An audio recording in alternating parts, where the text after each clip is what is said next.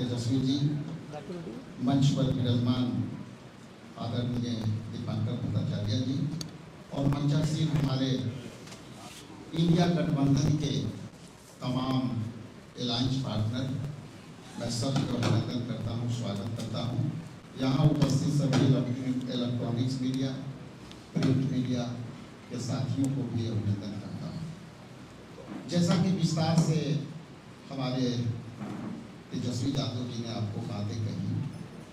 इसमें और इन मुद्दे को आगे बढ़ाते हुए भारतीय राष्ट्रीय कांग्रेस की तरफ से मैं 2-3 बातें आपके सामने रखूंगा। पहली तो ये बात है कि ये समझने की आवश्यकता ये है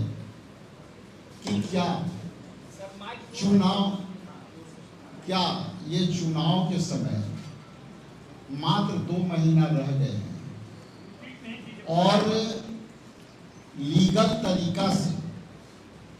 जैसा कि महाराष्ट्र में अनलीगल तरीके से वोटर लिस्ट में ऐड किए गए थे और महाराष्ट्र के चुनाव अनलीगल तरीके से वोटरों को ऐड कर करके और पूरी वोट को प्रभावित किया और उसी वोट के बदौलत महाराष्ट्र में एनडीए सरकार अपनी बनी। आप जैसा कि जानते हैं कि वहाँ एक शैक्षणिक इंस्टीट्यूशन में 6000 लगभग वोटर वहाँ पढ़े और वो साबित हो गया कि वहाँ पे अवैध तरीके से वोटर बनाया गया। अब ये बिहार में चुनाव है 2 महीना बाद और जिस तरह से अधिसूचना 1 दिन पहले आई, आप सोच सकते हैं कि जो काम करने में जो है 22 महीना लगते हैं, 5 साल भी लगते हैं, उसको आप 2 महीना में कैसे करेंगे। तो इसको मैं महाराष्ट्र से जोड़ते हुए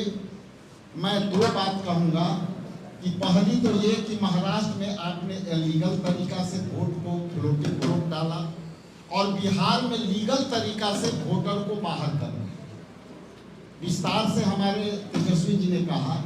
तो यहाँ लीगल तरीका से आप हमारे वोटरों को, जो उनको लोकतंत्र में दिए अधिकारों को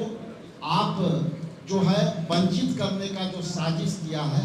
इंडिया गठबंधन के तमाम साथी हम जो है इसका प्रतिकार करते हैं, विरोध करते हैं और ये संविधान के विरोध जो काम है वो इलेक्शन कमीशन जो है ये केंद्र सरकार के दबाव में जैसा कि काम करते आया है,